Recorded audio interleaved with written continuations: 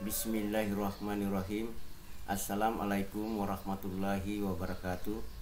Berjumpa lagi dengan saya Bapak Claude Faru Razi, SPD MMPD, dalam pembelajaran fisika. Dalam pembelajaran fisika kali ini kita akan membahas pada materi kita di bab 6, yaitu tentang gerak parabola. Namun sebelum saya memulai pembelajaran kita, terlebih dahulu saya selalu berharap kepada seluruh anak-anakku agar tetap menjaga kesehatan dan semoga tetap dalam lindungan Allah Subhanahu wa taala. Baiklah anak-anakku, kita akan memulai pembelajaran kita. Bab 6 tentang gerak parabola. Apa itu gerak parabola? Gerak parabola adalah gerak yang lintasannya berbentuk parabola. Gerak parabola merupakan perpaduan dua gerak, yaitu gerak lurus beraturan pada sumbu X dan gerak lurus berubah beraturan pada sumbu Y. Sebelum saya lanjut, terlebih dahulu saya akan tunjukkan sebuah ilustrasi, yaitu seseorang yang menendang bola. Maka bola yang ditendangnya akan melakukan gerak dengan lintasan parabola seperti ini, dan sering kita jumpai dalam kehidupan sehari-hari. Kemudian dalam kondisi lain ada sebuah ilustrasi juga, yaitu seseorang yang melempar bola maka akan melakukan gerak parabola seperti ini.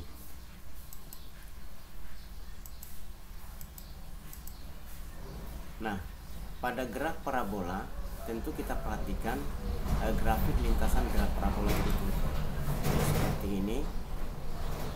Pada koordinat X dan Y, sebuah partikel atau sebuah bola misalnya bergerak pada titik A, dia melakukan gerak parabola.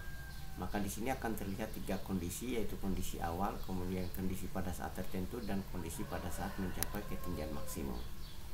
Nah, sedangkan ini ketinggiannya akan sama pada statusnya seperti ini, cuman arah gerakannya itu berbeda. Yang ini gerakannya adalah ke atas, sedangkan ini gerak sudah jatuh ke bawah. Nah, persamaan-persamaan yang berlaku pada gerak parabola ini adalah pertama, komponen vektor kecepatan awal.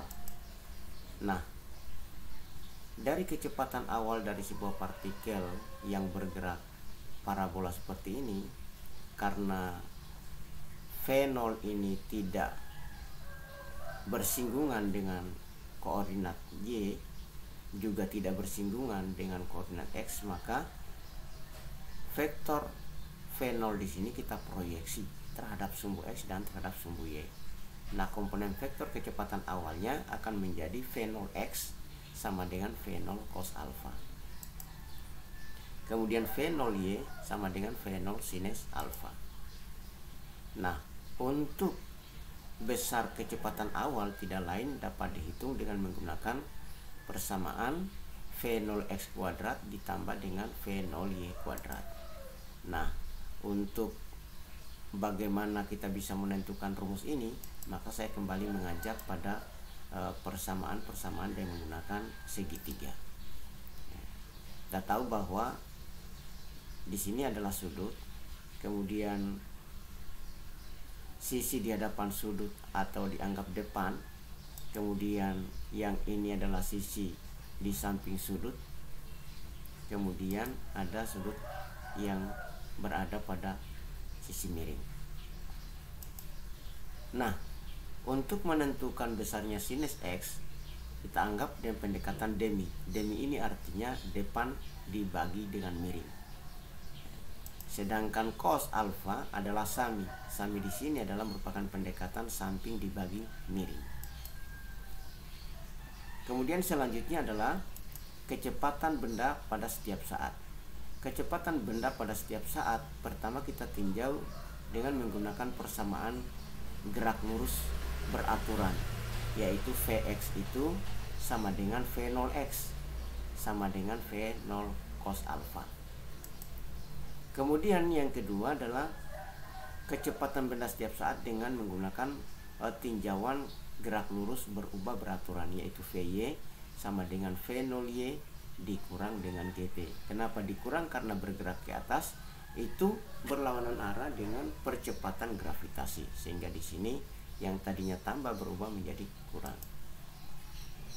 Nah, karena V0y itu diuraikan, itu sama dengan V0 sinus alfa, maka persamaan yang di atas ini menjadi V0 sinus alfa dikurang dengan GT.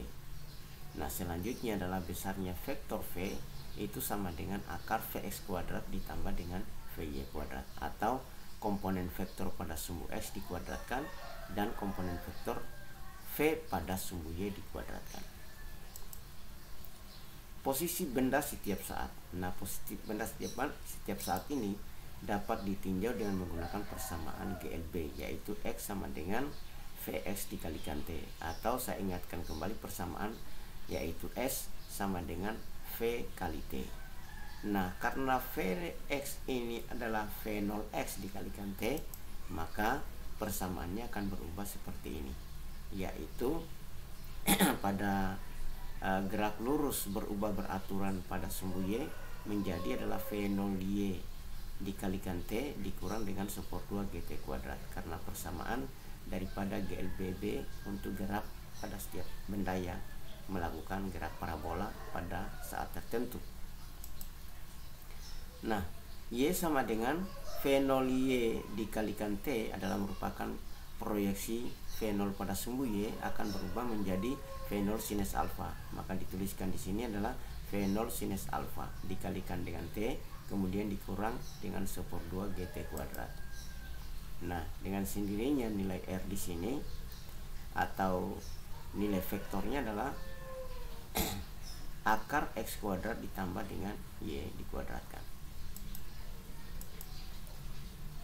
Kemudian selanjutnya kita akan merumuskan tentang ketinggian maksimum. Ketinggian maksimum dirumuskan dengan YM sama dengan V0 kuadrat sinus kuadrat alfa dibagi dengan 2G. Sedangkan waktu untuk mencapai ketinggian maksimum adalah V0 sinus alfa per G. Kemudian yang berikut adalah jarak jangkauan atau jarak maksimum. Juga dirumuskan dengan XM sama dengan V0 kuadrat dikalikan dengan sinus 2 alfa per G. Sedangkan waktu untuk mencapai titik terjauh itu sama dengan 2 kali TM. Jadi kalau misalnya TM-nya sudah diketahui maka tinggal diperkalikan. Tapi kalau misalnya TM-nya belum diketahui maka kita akan menggunakan rumus 2V0 sinus alfa per G. Nah, yang dimaksud dengan ketinggian maksimum tadi adalah pada titik puncaknya di sini, yaitu pada titik di sini kecepatannya menjadi 0 dan selanjutnya benda itu akan jatuh ke bawah dengan melakukan lintasan parabola. Kemudian dimaksud dengan jarak jangkauan atau jarak maksimum adalah jarak pada titik koordinat 0 sampai pada letak jatuhnya benda itu diukur secara horizontal. Kemudian dari persamaan-persamaan ini akan diberikan keterangan YM itu adalah ketinggian maksimum. Kemudian TM adalah waktu untuk mencapai ketinggian maksimum dalam satuan sekon. Kemudian XM adalah jarak jangkauan dalam satuan meter. Kemudian TXM adalah waktu untuk mencapai jarak jangkauan dalam satuan sekon. Kemudian V0 itu sendiri adalah sama dengan kecepatan awal dalam satuan meter per sekon. Kemudian V sama dengan kecepatan akhir dalam satuan meter per sekon. Untuk memberikan pemahaman kepada kita tentang kaitannya penerapan persamaan-persamaan tadi, maka saya akan berikan satu contoh, yaitu sebuah bola ditendang dengan kecepatan awal 20 meter per sekon dan sudut elevasi 45 derajat. Tentukan jarak mendatar yang dicapai bola dan waktu yang diperlukan.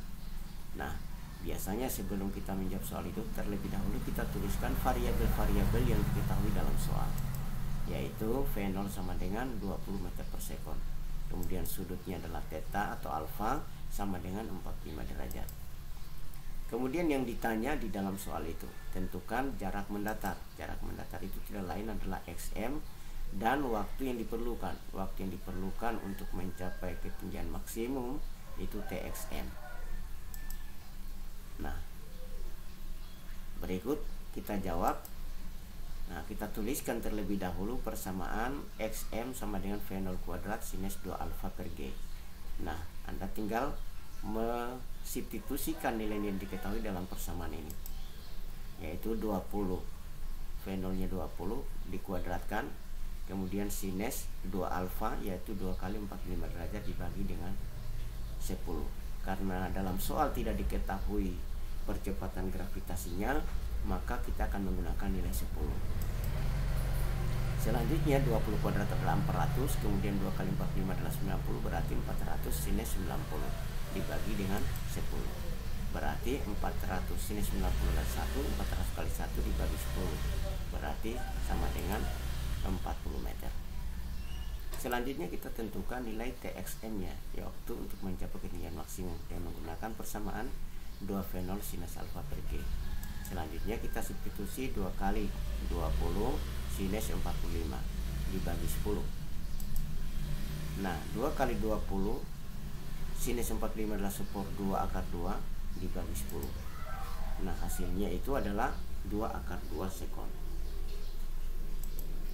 Ya, kalau belum dimengerti dari soal-soal ini, maka bisa ditanyakan lewat komunikasi yang lain, apakah lewat WA atau lewat informasi yang lain secara online. Kemudian contoh yang kedua, sebuah kelereng berada di atas sebuah meja didorong dengan kecepatan sebesar 2 meter per sekon. Ketinggian benda dari lantai adalah 45 cm. Tentukanlah jarak mendatar yang ditempuh kelereng dihitung dari kaki meja. Ya, terlebih dahulu lagi kita tuliskan yang diketahui dalam soal. Yang pertama adalah V0x sama dengan 2 meter per sekon. Berikut adalah V0y, karena V0y pada saat mencapai ketinggian maksimum kecepatannya menjadi 0. Kemudian ketinggian meja dari lantai adalah 45 cm, y sama dengan 45 cm.